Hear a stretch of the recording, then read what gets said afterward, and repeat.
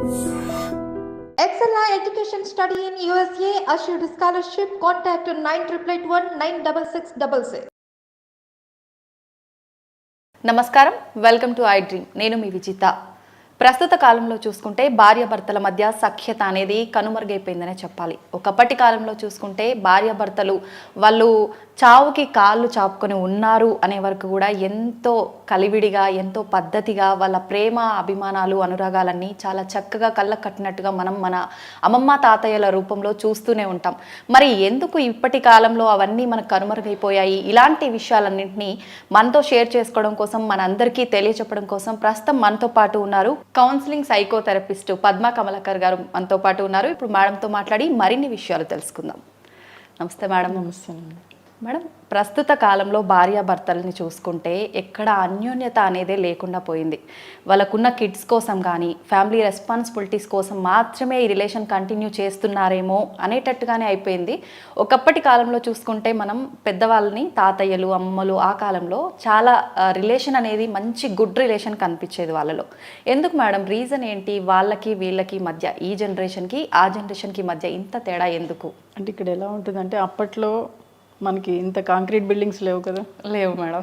చిన్న గుడిసెలు, ఓకే, చక్కగా అందరూ ఉమ్మడి కుటుంబాలు ఉండేవి. అవతల ఊర్లో ఎవరున్నారు తెలిసేది, లేకపోతే అవతల రాష్ట్రాల్లో ఎవరున్నారో తెలిసేది. కానీ ఇప్పుడు ఈ కాంక్రీట్ బిల్డింగ్స్ వచ్చాక పక్క ఫ్లాట్లో ఎవరున్నారో కూడా తెలియట్లేదు. అంటే అంత వేరియేషన్స్ పెరిగిపోయినాయి. బట్ అంటే మారుతున్న కాలమాన పరిస్థితులకు అనుకూలంగా మనము మారాలి.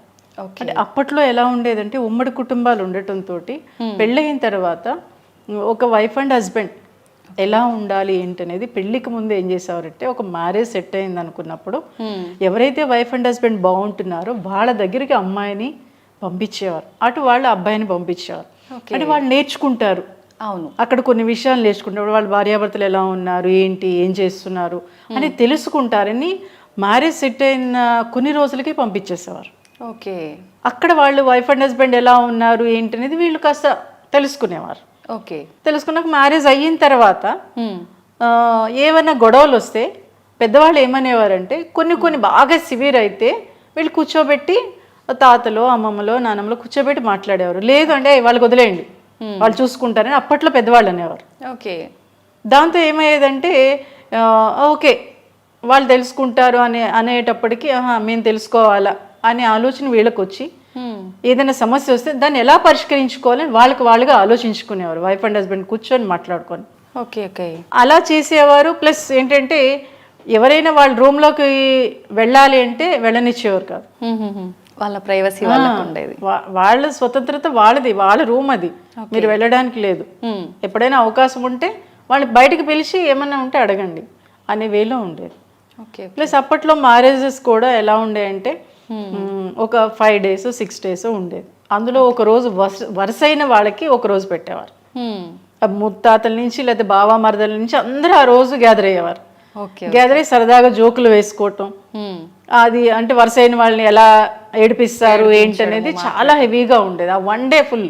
ఓకే, ఎప్పుడైతే అలా అంటే బావని మరదలు ఇలా ఏడిపిస్తారు, లేకపోతే మరదల్ని బావలు ఇలా ఏడిపిస్తారు, అమ్మమ్మలు తాతయ్యలు ఇలా ఏడిపించుకుంటారు అనే వేలో ఆ రోజంతా గడిచేది. అక్కడ ఏమవుతుందంటే, లైంగికంగా సెక్స్ కోరికలు ఏమన్నా ఉన్నా అలా మాట్లాడుకోవటం వల్ల ఆ కోరికలు ఫ్రీ అయిపోయాయి. ఓకే, అలా ఫ్రీ అయిపోవడంతో మ్యారేజ్ అయిన తర్వాత ఇంకందరూ ఎవరి పనిలో వాళ్ళు వెళ్ళిపోయేవారు. ఓకే, ఇంకా దీని గురించి ఉండేది కాదు. అంటే మనం అనుకుంటాం, అప్పట్లో ఎవరు సెక్స్ గురించి చెప్పేవారు కాదు. బట్ ఆ రోజు ఉండటంతో ఇలా సరదాగా జోక్స్ చాలా ఎటకారంగా కూడా ఉండేవి. మీరు అబ్జర్వ్ చేయండి, తాతయ్య అమ్మమ్మని అనటం, నానమ్మని అనటం, ఇలా చాలా అసలు చాలా ఎక్కువ ఉండేవి అప్పట్లో.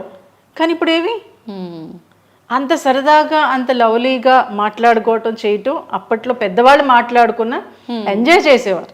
ఓకే, ఎవరేమనేవారు కాదు. కానీ ఇప్పుడు ఎలా అయిపోయిందంటే, ఒక మ్యారేజ్ అనేది ఒక బిజినెస్ అయిపోయింది. ఓకే, ఇప్పుడు చూడండి, ప్రీ మ్యారిటల్ వెడ్డింగ్ షూట్ అని, ప్లస్ ఇంకా హెల్దీ అని, ఇవన్నీ అవన్నీ చెప్పి మొత్తం అసలు ఏదో కలగాపులంగా చేస్తున్నట్టు ఉంది. మ్యారేజ్ అనేది ఏంటంటే ఒక ఫోటోషూట్ కోసం, ఆ ఫోటోలు చూసుకోవడం కోసం, ఆ వీడియోలు చూసుకోవడం కోసం మాత్రమే మ్యారేజ్ చేస్తున్నారేమో అని అనిపిస్తుంది. ఓకే. అందులో అంత అద్భుతంగా కనిపించాలనుకుంటా, అంటే అద్భుతంగా కనిపించాలి, కానీ మనసు ఎలా ఉంటుందంటే నీళ్ళు.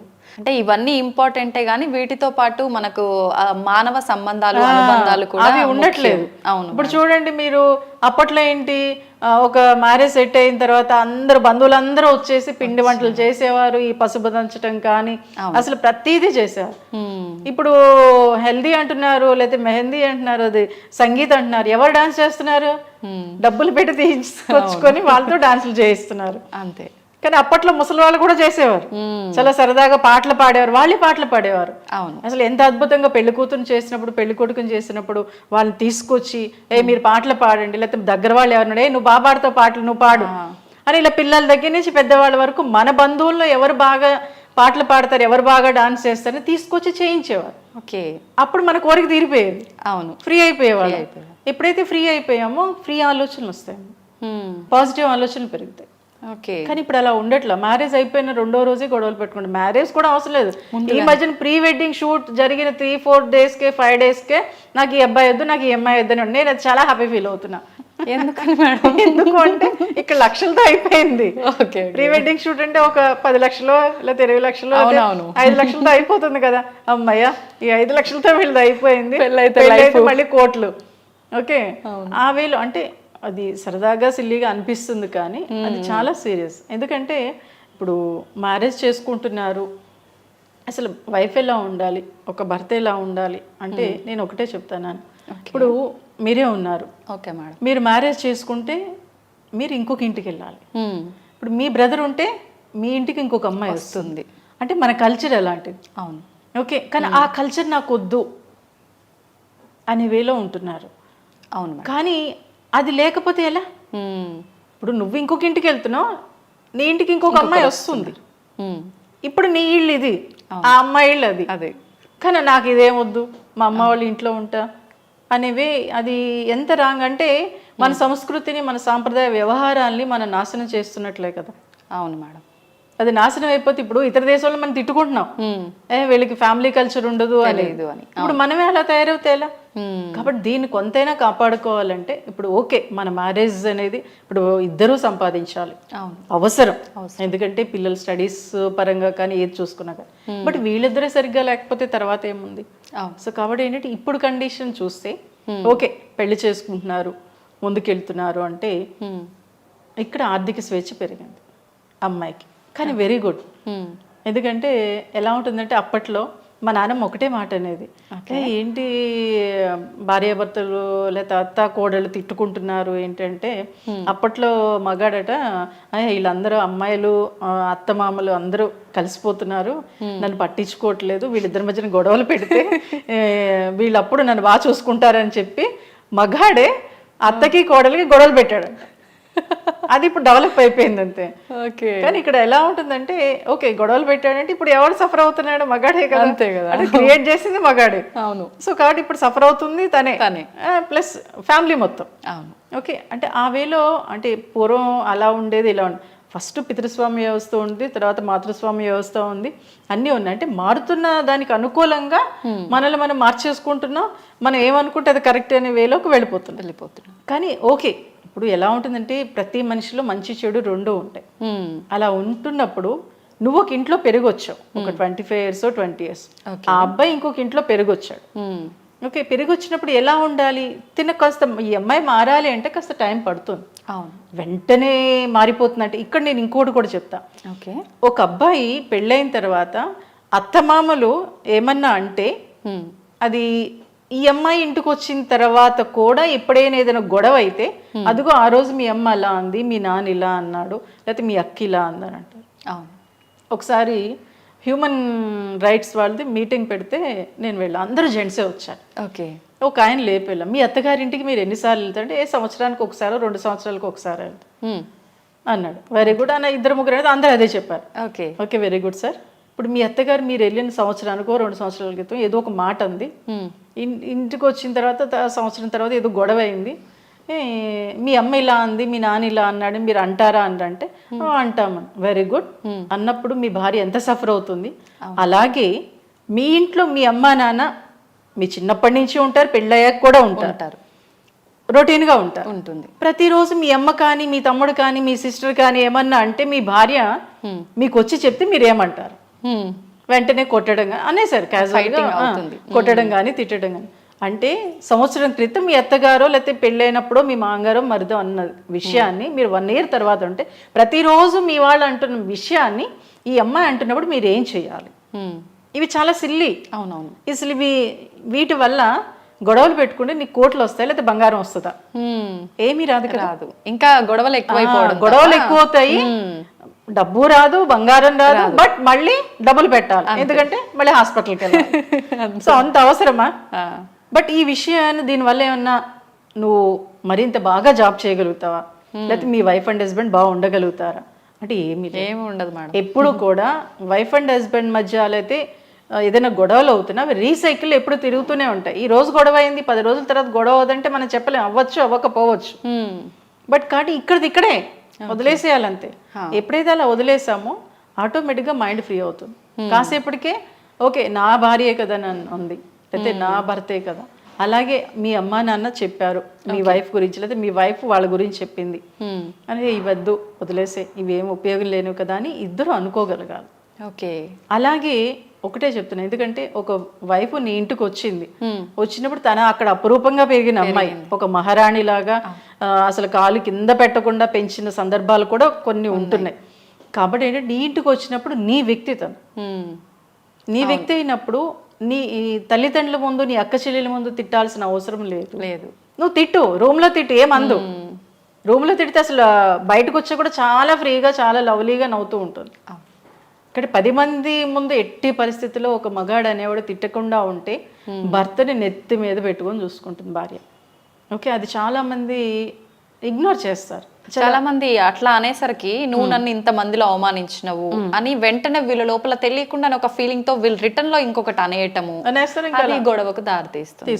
సో కాబట్టి ఏంటంటే అది ఎప్పుడు కూడా వైఫ్ అయినా కానివ్వండి, తన భర్త తను ఏమన్నా అన్నా కానివ్వండి, స్మూత్ గా చెప్పగలగాలి. అరే ఇది కాదు, ఇలా అందరి ముందు చెప్పాల్సిన అవసరం లేదు, నువ్వు ఒంటరిగా చెప్పు. కొంతమంది వింటారు, కొంతమంది వినరు. బట్ వినేవాళ్ళు ఈ మధ్యన కాస్త పెరిగారు, ఒక 1%.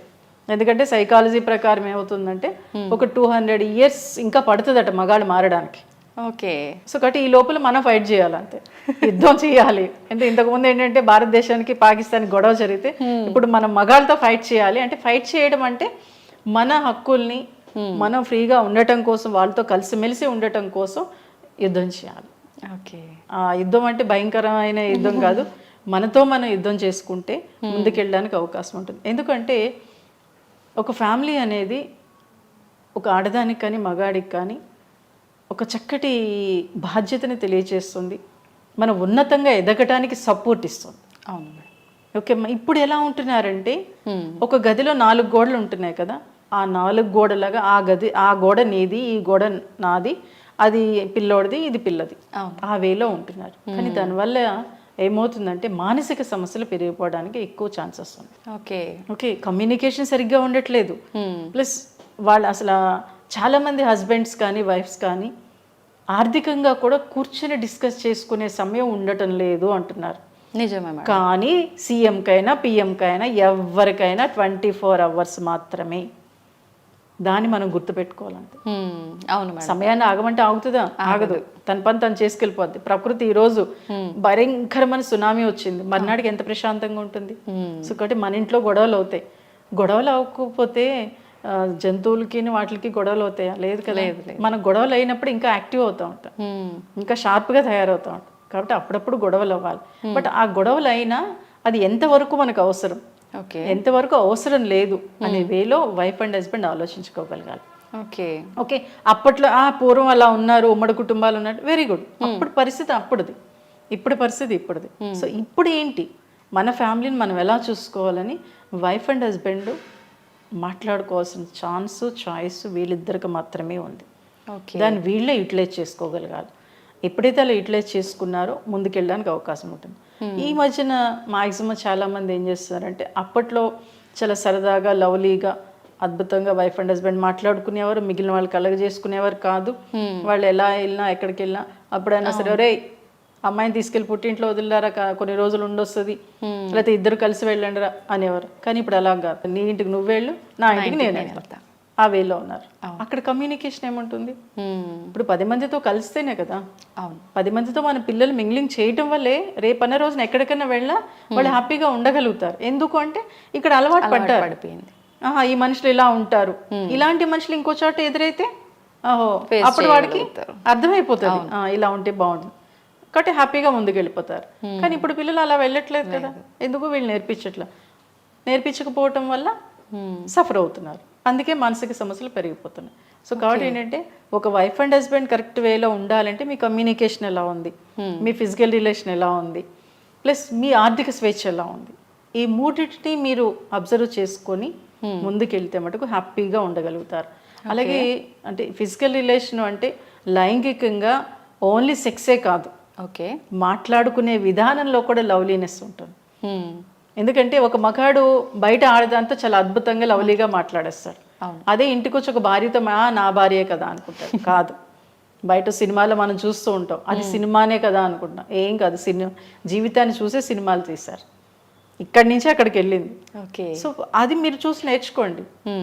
ఎందుకంటే ఒక మాట అనేది మనల్ని ఒక ఉన్నతమైన వ్యక్తిగాను మార్చచ్చు, చంపేను కూడా చంపేయచ్చు. సో కాబట్టి ఏంటంటే ఆ మాట్లాడే విధానం, మీరు ఎలా మాట్లాడుతున్నారు మీ వైఫ్తో కాటి మీ హస్బెండ్తో ఎలా మాట్లాడుతున్నారు మీకు మీరుగా అబ్జర్వ్ చేసుకోండి. ఎవరో చెప్తే వచ్చేది కాదు. సినిమాలు చూడండి, ఇంకా తప్పదు. ఇంతకు ముందంటే అమ్మమ్మల దగ్గర నాన్నమ్మల దగ్గర ఉండేవాళ్ళం, పెద్ద పెద్ద వాళ్ళ దగ్గర ఉండేవాళ్ళం కాబట్టి అక్కడ వాళ్ళు ఎలా మాట్లాడి తెలిసేది. ఇప్పుడు తెలియట్లేదు కాబట్టి సినిమాలు చూడండి, వెబ్ సిరీస్ ఇంకా అద్భుతంగా వచ్చేసాయి. మొన్న ఎవరో అంటున్నారు కొరియన్స్ వెబ్ సిరీస్ ఎందుకు చూస్తారని నేను ఒక పాపని అడిగితే చాలా ఎమోషన్స్ ఉంటాయండి అని. నేను ఒకసారి చూసాను, నిజంగా అంటే ఒక అబ్బాయి ఒక అమ్మాయితో ఎలా మాట్లాడితే ఎలా ఉంటుంది, వాళ్ళు ఎలా పడిపోతారు, వాళ్ళు ఎంత హ్యాపీగా మనతో ఉంటారు అనేది చాలా బాగా చూపిస్తున్నారు అందరూ. ఓకే, సో కాబట్టి అంటే మనం ఎందుకు మాట్లాడకూడదు, నా భార్యే కదా, నా భర్తే కదా. ఓకే, అది అసలు చచ్చిపోయింది నాకు తెలిసి. కొంతమంది మీరన్నట్టుగా సినిమాలు చూసి ఎవరినో చూసి ఇన్స్పైర్ అయ్యి నేను ఇట్లా ఉండాలి అనే మార్పు వాళ్ళలో వచ్చిన అపోజిట్ పర్సన్ చాలే ఆపింగా ఎక్కడో చూసి వచ్చినాయి ఆ టైప్ లో మాట్లాడే వాళ్ళు కూడా ఉంటుంటారు కదా మేడం. అట్లా కూడా కొంచెం ఇలాంటి వాటికి దూరంగా ఉండే వాళ్ళు కూడా ఉంటుంటారు, అంతే కదా. అది చాలా ఎక్కువ ఉంది ఈ మధ్యన. ఎందుకంటే తెలియట్లేదు. స్కూలు చదువు జాబ్ వచ్చేసింది, పెళ్ళి అయిపోయింది, అంతే అంతే, ఏం లేదు. దానివల్ల తెలియట్లేదు. ఎందుకంటే ఒకసారి ఒక కేసు వస్తే నీ భార్యకి ఏమైనా తీసుకెళ్తావంటే ఏం తీసుకెళ్ళాలండి అన్నాడు. నేను నైట్ ఇంటికి వచ్చే ముందు ఓ పువ్వులో లేకపోతే ఒక స్వీటో ఏదో తీసుకొస్తే హ్యాపీ ఫీల్ అవుతుంది కదా అంటే అది అవసరమా అండి అన్నాడు. అంటే పూర్వం ఎలా ఉండేది, కంపల్సరీ ఇంటికి వస్తుంటే భార్యకి పువ్వులో స్వీట్లో ఏమిటి తీసుకెళ్ళేవారు. అంటే తన ప్రేమని తెలియచెప్పడం. ఇప్పుడు అలా ఏమీ లేదు, ఎవరికి వాళ్ళు అన్నట్టు ఉంటున్నారు. సో కాబట్టి ఏంటంటే అది కంపల్సరీ పేరెంట్స్ చెప్పగలగాలి.